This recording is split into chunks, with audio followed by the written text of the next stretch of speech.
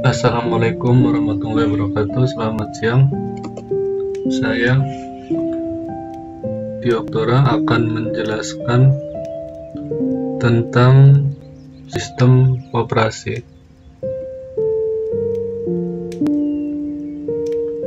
Pertama, saya akan menjelaskan tentang definisi. Apa itu sistem operasi? Sistem operasi adalah perangkat lunak, sistem yang mengatur sumber daya dari perangkat keras dan perangkat lunak.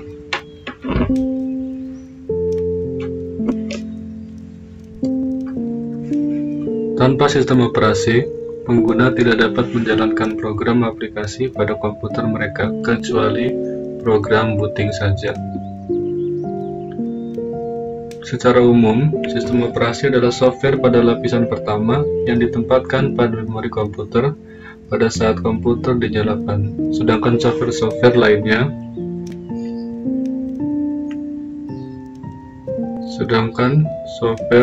lainnya dijalankan di atas sistem operasi, dan sistem operasi akan melakukan layanan inti umum untuk software-software tersebut.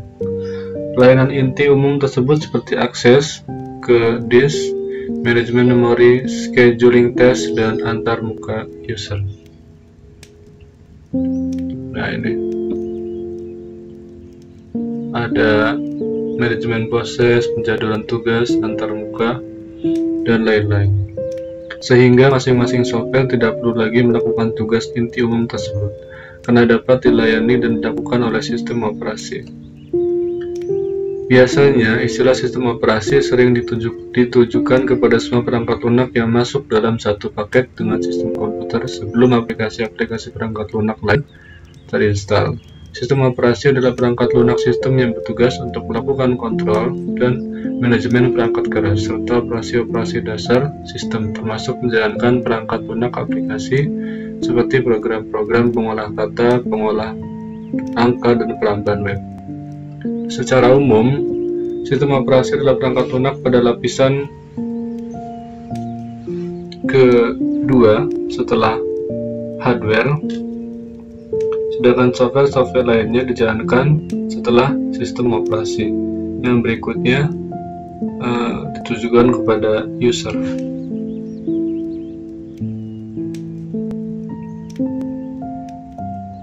Jika sistem operasi terbagi dalam lapisan-lapisan, maka sistem operasi adalah penghubung antara lapisan software dengan hardware. Sistem operasi melakukan semua tugas-tugas penting dalam komputer dan menjamin aplikasi-aplikasi yang berbeda dapat berjalan secara bersamaan. Dengan lancar, sistem operasi menjamin aplikasi lainnya dapat menggunakan memori, melakukan input-output terhadap peralatan lain, dan memiliki akses kepada sistem berkas. Apabila beberapa aplikasi berjalan secara bersamaan, maka sistem operasi mengatur scheduling yang tepat sehingga sedapat mungkin semua proses berjalan mendapatkan waktu cukup untuk menggunakan sumber daya yang ada. Lalu, untuk apa sistem operasi diciptakan? Dari sudut pandang pengguna, sistem operasi merupakan alat yang bertujuan untuk mempermudah pengguna komputer. Sedangkan dari sudut pandang sistem komputer itu sendiri adalah sebagai alat untuk menempatkan sumber daya secara efisien, atau bahasa kerennya resource allocator, dan mengatur eksekusi aplikasi dan operasi dari hardware input-output. Program pengendali yang disebut program pengendali, control program.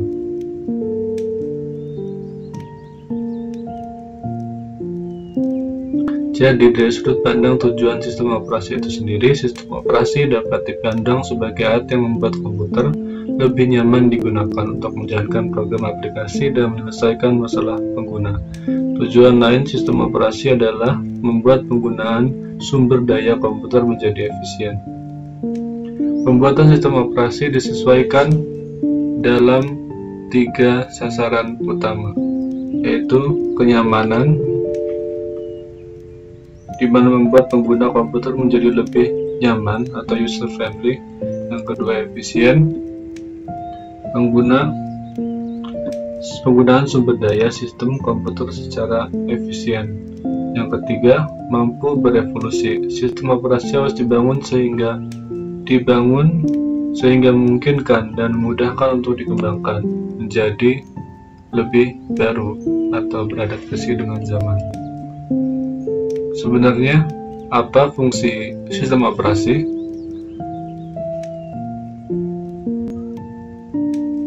Ada 7. Yang pertama, menjalankan operasi dasar. Fungsi utama dari sistem operasi adalah menjalankan operasi dasar pada komputer. Sistem ini dinilai sebagai komponen vital yang mendasari kerja perangkat lunak atau software lainnya. Sebelum aplikasi berjalan dan dapat berfungsi pada suatu komputer, maka sistem operasilah yang memungkinkan program atau aplikasi tersebut dapat berjalan dan ditampilkan kepada pengguna atau user yang menggunakan perangkat komputer tersebut. Berikutnya, fungsi mengatur kerja software dan hardware. Bisa dikatakan bahwa sistem operasi adalah resource manager dalam perangkat komputer. Maksudnya, sistem operasi berfungsi mengendalikan fungsi perangkat keras seperti memori, CPU, hard disk, dan perangkat keras lainnya, dan juga mengatur fungsi program software agar terhubung dengan perangkat keras tersebut. Yang ketiga, sebagai wadah program atau aplikasi. Aplikasi-aplikasi yang ada di komputer memang tersimpan dalam perangkat penyimpanan, akan tetapi sebenarnya aplikasi atau program tersebut berada dalam wadah yang merupakan sistem operasi itu sendiri. Aplikasi tersebut melekat pada sistem operasi dan tidak bisa berfungsi tanpa adanya sistem operasi. Secara analogi, sistem operasi adalah suatu lantai di mana suatu barang diletakkan agar barang tersebut dapat digunakan. Misalnya, sebuah meja yang diletakkan di atas lantai. Meja tidak dapat berfungsi jika tidak ada lantai yang mendasarinya. Yang keempat, menyediakan tampilan yang lebih nyaman dan mudah dipahami. Tampilan yang kita lihat di layar komputer maupun gawai kita adalah hasil dari pengoperasian sistem operasi. Dengan kata lain, sistem operasi memudahkan aplikasi berjalan sekaligus menampilkannya pada monitor layar komputer atau menerjemahkan bahasa pemrograman yang berasal dari CPU kemudian menampilkannya dalam bentuk yang lebih nyaman dilihat oleh user dan juga mudah dimengerti. Sistem operasi juga berperan sebagai suatu interface atau tatap muka antar pengguna dengan perangkat keras yang digunakan. Berikutnya, mengkoordinasi kerja perangkat komputer. Selain mengatur perangkat keras dan perangkat lunak agar terhubung satu sama lain, sistem operasi juga berfungsi mengkoordinasi segala hal dalam komputer, terutama menyusun program yang sifatnya kompleks menjadi lebih sederhana dan berurutan. Sistem operasi memudahkan suatu aplikasi agar dapat bekerja dengan lebih efisien. Berikutnya, fungsi mengoptimalkan kerja perangkat. Fungsi lain dari sistem operasi adalah mengoptimalkan penggunaan perangkat keras. Misalnya, dalam hal mengatur berfungsinya CPU, pemanggilan data yang tersimpan dalam memori hard disk, ataupun mengatur waktu yang digunakan untuk koneksi dalam terminal.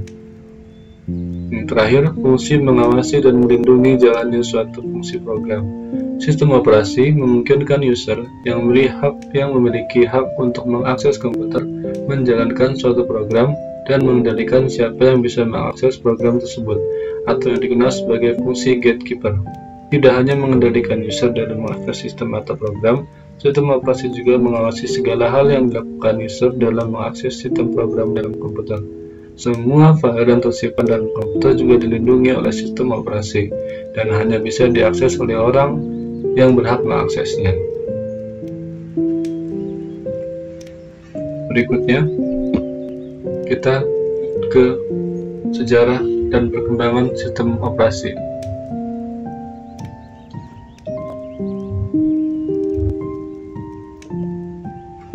Generasi pertama sekitar dari tahun 1945 sampai 1950 55.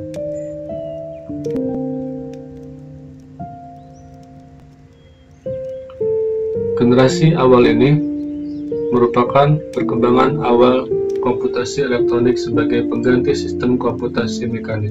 Hal itu disebabkan kecepatan manusia untuk menghitung terbatas, dan manusia sangat dapat mudah untuk membuat kecerobohan, kekeliruan, bahkan kesalahan.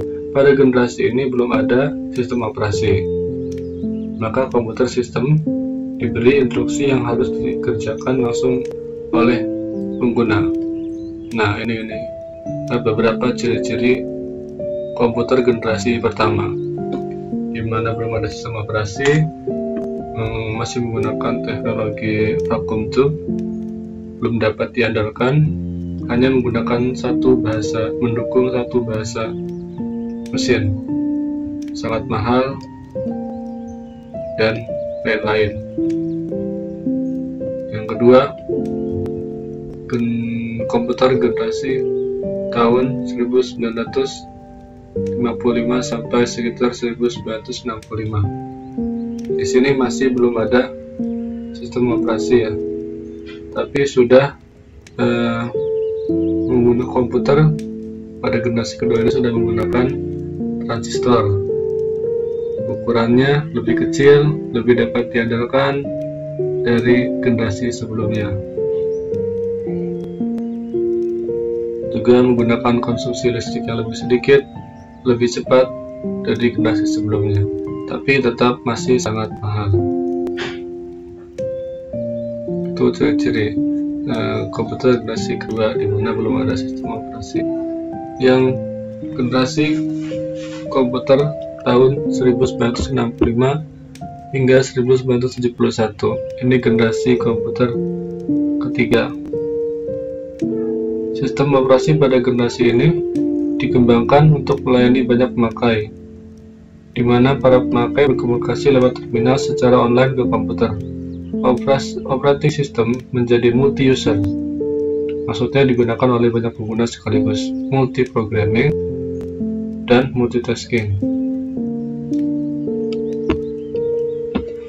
Nah, ini cirinya komputer generasi ketiga sudah menggunakan integrated circuit, sudah keluar sistem operasi, ukuran lebih kecil, lebih cepat, perawatannya lebih mudah, meskipun masih mahal. Ini masih menggunakan sumber daya listrik AC, alternate current, tapi sudah mendukung level bahasa tingkat tinggi. Berikutnya, generasi keempat, sekitar tahun 1971 hingga 1980. Generasi keempat, pada masa ini sistem operasi telah menggunakan GUI atau Graphical User Interface, yaitu antarmuka komputer yang berbasis gambar atau grafis yang sangat nyaman dan mudah digunakan. Pada masa ini juga dimulai era komputasi tersebar, di mana komputasi tidak lagi berpusat di satu titik, tetapi dipecah di banyak komputer sehingga tercapai kinerja yang lebih baik. Nah, ini ciri-ciri komputer generasi keempat. Sudah menggunakan VLSI teknologi,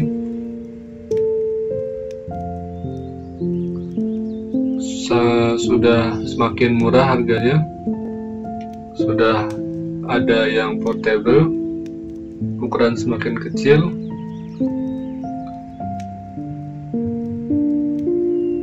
sudah muncul konsep-konsep internet, sudah dikenalkan, dan semakin banyak penjualan komputer, semakin marak.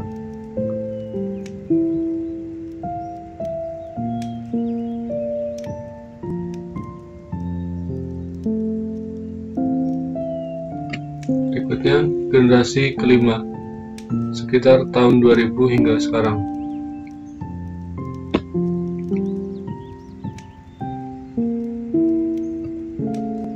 Ini ciri-ciri komputer generasi kelima.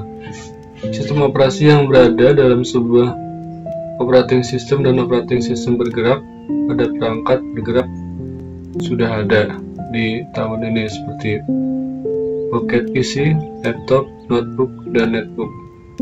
Sistem operasi jaringan virtual juga berkembang, sehingga dalam satu jaringan hanya diinstal satu buah sistem operasi pada perangkat server. Semakin berkembangnya zaman, teknologi pun semakin berkembang. Setiap orang berpikir untuk bagaimana semakin hari teknologi dapat membantu manusia dalam mengerjakan pekerjaan manusia sehingga lebih mudah dari teknologi itu sendiri. Sangat berkaitan dengan sistem yang semakin berkembang, contohnya pada sistem operasi komputer. Dari tahun ke tahun, sistem operasi komputer semakin berkembang. Dari sistem operasi sederhana, dari CLI, hingga sekarang berbasis GUI. Dari perubahan tersebut memungkinkan adanya sistem operasi masa depan yang lebih canggih. Dari tahun ke tahun saja teknologi sistem operasi sangat cepat berubah. Sistem operasi yang sekarang berkembang dari sistem operasi sebelumnya seperti sistem operasi DOS milik Microsoft berkembang menjadi Windows yang dikelola oleh Microsoft, dan Unix berkembang menjadi Linux serta Android. Sistem operasi sekarang dapat menjalankan berbagai proses, dari proses sederhana sampai proses yang sangat rumit. Proses-proses tersebut dapat diproses oleh sistem operasi, tetapi untuk proses yang banyak dan rumit masih ada waiting time. Sekarang sistem operasi untuk desktop bisa bergiga-giga. Windows 7 contohnya, kapasitas memori yang digunakan sampai 6 GB lebih, meskipun kapasitas memori sekarang besar. Tetapi dengan sistem operasi yang penggunaan memori yang banyak, maka akan menyia-nyiakan penggunaan memori untuk menyimpan file yang lain. Sebuah komputer harus diinstal sistem operasi. Hal ini akan menyulitkan jika komputer yang ingin diinstal sangat banyak. Hal ini menjadi suatu masalah yang harus dipecahkan di masa kini. Sistem operasi masa depan akan dapat berjalan di semua komputer tanpa harus menginstalnya. Sistem operasi masa depan tidak harus diinstal di komputer satu-satu, tetapi sistem operasi masa depan hanya dengan menginstal di satu komputer lain dapat mengakses sistem operasi di komputer tersebut dan memungkinkan sistem operasi portable. Dan yang paling menarik dibicarakan saat ini adalah tentang sistem masa depan, yaitu cloud computing. Cloud computing adalah sistem operasi dan aplikasi dapat berjalan dengan menggunakan internet, atau yang dikenal komputasi awan, di mana setiap data yang menggunakan sistem tersebut tidak disimpan di dalam desktop, tetapi disimpan di internet. Sehingga dalam memakai sistem tersebut, kita hanya perlu masuk ke penyimpanan di internet. Kita tidak perlu lagi menyediakan tempat memori dan hard disk yang besar karena setiap file sudah dapat disimpan di internet. Dengan adanya sistem ini, kemungkinan tampilan komputer pun akan semakin kecil. Bahkan di masa depan, kemungkinan komputer akan berbentuk nanoteknologi yang merupakan teknologi yang melibatkan atom dan molekul dengan ukuran lebih kecil dari 1000 nanometer. Sehingga komputer ini dapat didampingkan dalam perangkat-perangkat seperti alat kedokteran, pembelajaran, dan lain-lain. Terakhir kita bahas struktur sistem operasi. Sistem komputer modern yang semakin kompleks dan rumit memerlukan sistem operasi yang dirancang dengan sangat hati-hati agar dapat berfungsi secara optimal dan mudah untuk dimodifikasi. Berikut beberapa struktur sistem operasi. Nah, bukan struktur ini struktur mesin. Bukan juga struktur ini struktur DNA.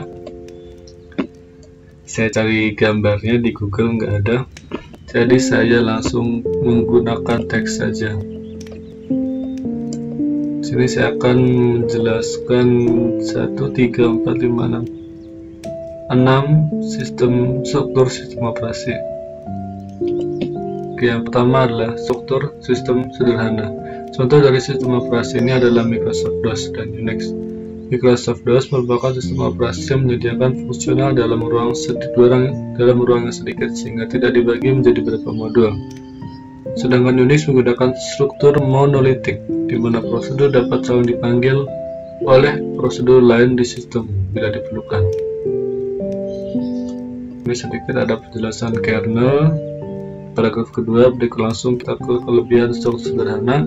Layanan dapat dilakukan sangat cepat karena terdapat di satu ruang alamat. Kekurangan, pengujian dan penghilangan kesalahan sulit karena tidak dapat dipisahkan. Kedua, sulit dalam menyediakan fasilitas pengamanan. Merupakan pemborosan bila setiap komputer harus menjalankan kernel monolitik sangat besar sementara sebenarnya tidak memerlukan seluruh layanan yang disediakan kernel. Berikutnya, tidak fleksibel dan kesalahan pemrograman satu bagian dari kernel menyebabkan matinya seluruh sistem. Berikutnya, sistem berlapis.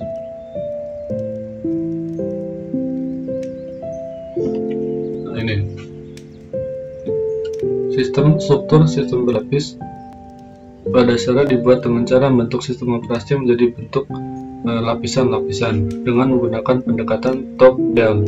Semua fungsi ditentukan dan dibagi menjadi komponen-komponen. Modularisasi sistem dilakukan dengan cara memecah sistem operasi menjadi beberapa lapis atau tingkat. Lapis terendah adalah hardware dan lapis teratas adalah user interface. Berikutnya, microkernel.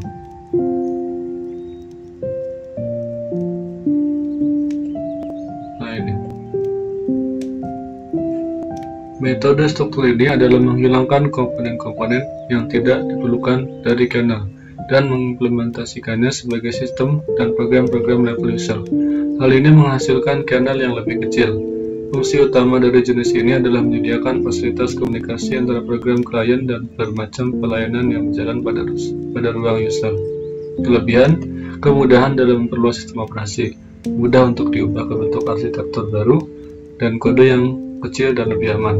Kekurangan, kinerja akan berkurang selagi bertambahnya fungsi-fungsi yang digunakan. Berikutnya kita ke struktur virtual machine.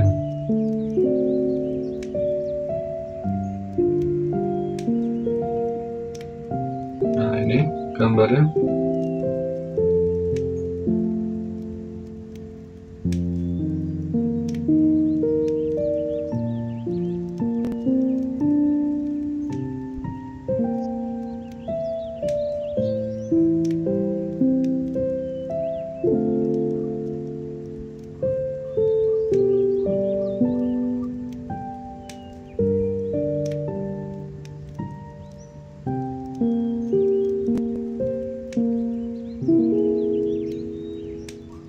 Sudah dilihat ya gambarnya, di mana ada perbedaan antara non-virtual machine dan virtual machine.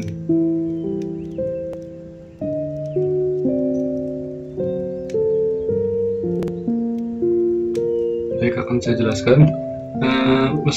Struktur virtual machine ini mempunyai sistem time sharing yang berfungsi untuk menyediakan kemampuan untuk multiprogramming dan perluasan mesin dengan antarmuka yang lebih mudah. Struktur virtual machine terdiri atas komponen dasar utama, yaitu virtual machine monitor yang mengatur fungsi dari proses, memori, dan piranti. Komponen ini berhubung langsung dengan perangkat keras, dan konvensional monitor system, yaitu sistem operasi sederhana yang mengatur fungsi dari proses, pengelolaan informasi, dan pengelolaan piranti. Kelebihan struktur virtual machine, konsep virtual machine menyediakan proteksi yang lengkap, dan sistem virtual machine adalah mesin yang sempurna untuk riset dan pengembangan sistem operasi. Pengembangan sistem dikerjakan pada mesin virtual, termasuk di dalamnya mesin fisik, dan tidak mengganggu operasi sistem yang normal. Kekurangannya, konsep mesin virtual sangat sulit untuk mengimplementasikan kebutuhan dan duplikasi yang tepat pada mesin yang sebenarnya. Berikutnya, client server. Ini di mana klien, proses, di mana proses dianggap klien meminta proses ke server untuk menuju terminal menggunakan melewati kernel. Di sini kernel sebagai lintasan atau penghubung. Kelebihan client server struktur, pengembangan dapat dilakukan secara modular. Kedua, bugs di satu subsistem tidak merusak subsistem lain. Ketiga, mudah diadaptasi untuk sistem tersebar. Kekurangannya, layanan dilakukan lambat karena harus melalui pertukaran pesan. Kedua, pertukaran pesan dapat menjadi bottleneck. Ketiga, tidak semua tugas dapat dijalankan di tingkat pemakai. Berikutnya, struktur yang terakhir, struktur sistem berorientasi objek. Sistem operasi berorientasi objek maksudnya adalah pendekatan sistem operasi yang strukturnya menggunakan objek, sehingga pendekatan ini juga mengadopsi dari teknologi yang berorientasi objek. Struktur sistem operasi berorientasi objek merupakan sistem operasi yang sangat terstruktur, sehingga dapat dengan mudah memisahkan layanan dan implementasinya, sehingga informasi yang dihasilkan tidak tercampur dan membuat user lebih mudah dimengerti. Contoh dari sistem operasi berorientasi objek adalah Microsoft Windows dan Linux Ubuntu, meski belum seluruhnya menggunakan sistem berorientasi objek. Dan terakhir, terima kasih.